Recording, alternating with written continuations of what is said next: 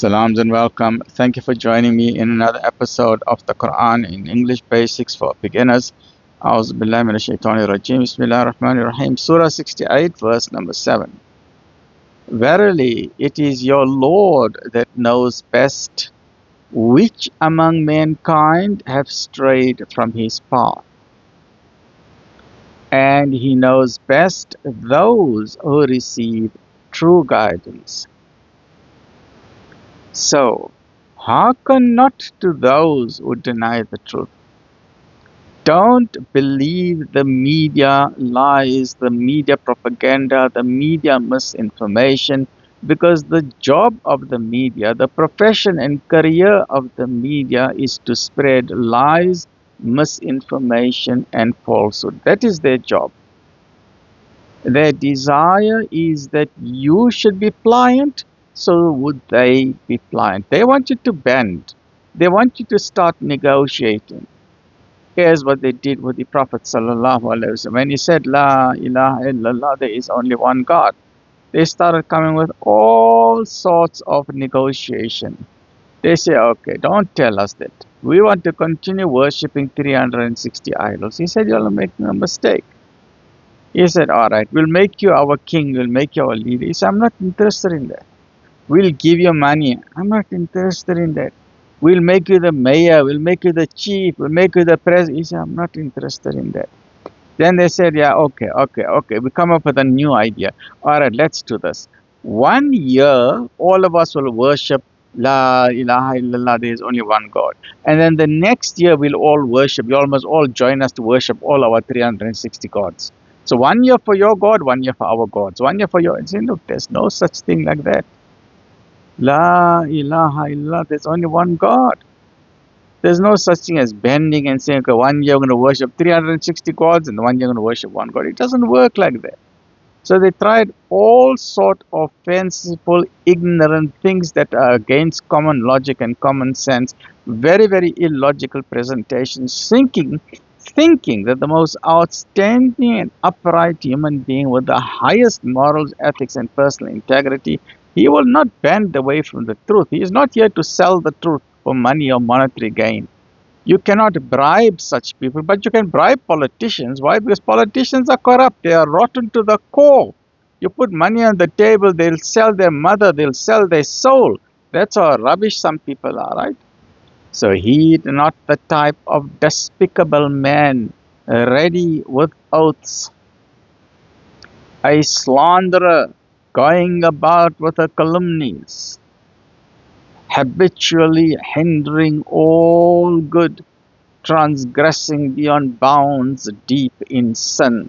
This is an example of those evil ones, the chiefs of the Quraysh, the polytheists, where the people love this people such as this because they are wealthy, they are arrogant, they are controlling. But insofar as the character or the qualities are concerned, they are the most rubbish human beings. And we will even see today, there are some politicians or business leaders who are the most rubbish people, the narcissistic, lowest of the low, yet people will worship them and kiss the ground on which they are walking.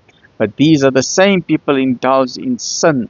Like you'd see the Jeffrey Epstein files and their, cabal of people, they act with suit and tie as if they're the best outstanding human being, but they are rotten to the core. So this is an exact example of the Jeffrey Epstein files and those that are listed on that.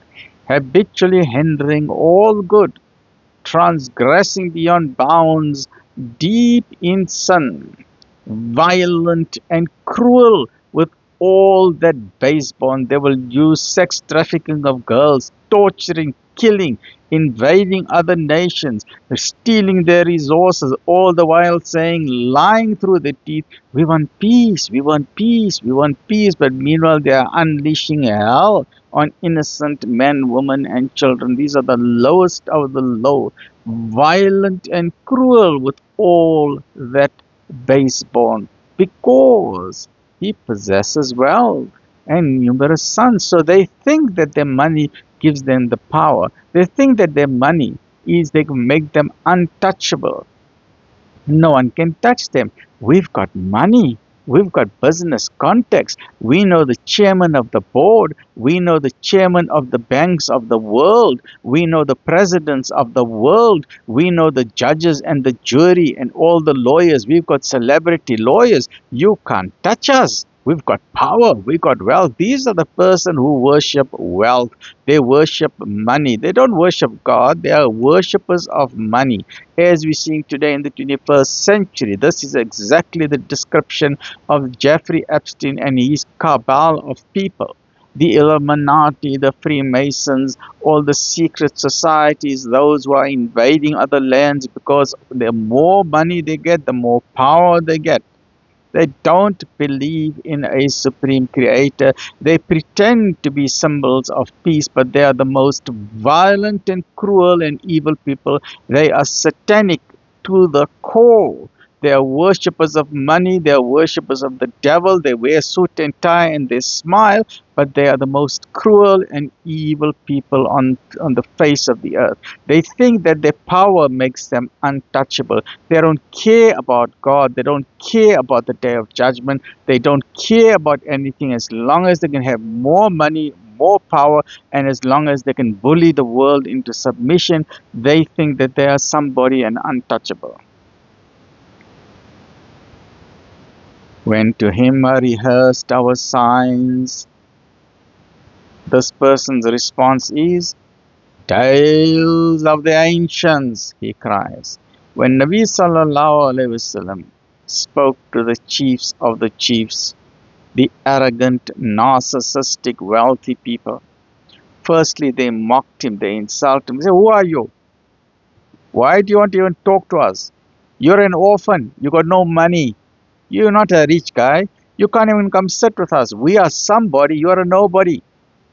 If God wanted to send someone as a messenger, he would have sent a wealthy person. Where's your gold bracelets? Where's your gold chains? I mean, we've got very powerful people, wealthy people in Makkah. We've got wealthy people in Taif. Who are you? You don't even have a proper bank balance. And then he said, "All right, talk, mocking, scorning, insulting, and meanwhile their followers around them laughing like hyenas, laughing and giggling like hyenas with no sense, no brains whatsoever. And when the beloved Nabi, out of gentleness and kindness, with an exalted standard of character, ignoring the insults and the mockery, he tells them gently that there is only one God. You will be brought back to life again, and there's a hereafter. These are stories, man. These are stories. And then the audience is giggling like hyenas. Brainless hyenas cackling like hens, like as if he made such a big joke. Tales of the ancients. Yes, our fathers used to say the same thing. That was an old wives' tale. The grandparents used to talk about that. Is that all you came to tell us? Is that all you got to come tell us? You're wasting our time. We are busy doing business deals here. You're talking about these olden time stories. We got no time for you. We got no time for your stories. Go from here, go from here, go from here. And there's mocking, insulting, spitting, bullying, pushing him away, pushing him, torturing and persecution for the simple reason he is reminding them, La ilaha illallah, worship the one true God of the heavens and the earth. Don't worship these idols. Please, I am telling you out of my love and compassion for you. When to him are rehearsed our signs, tales of the ancients, he cries, soon shall we brand the beast on the snout.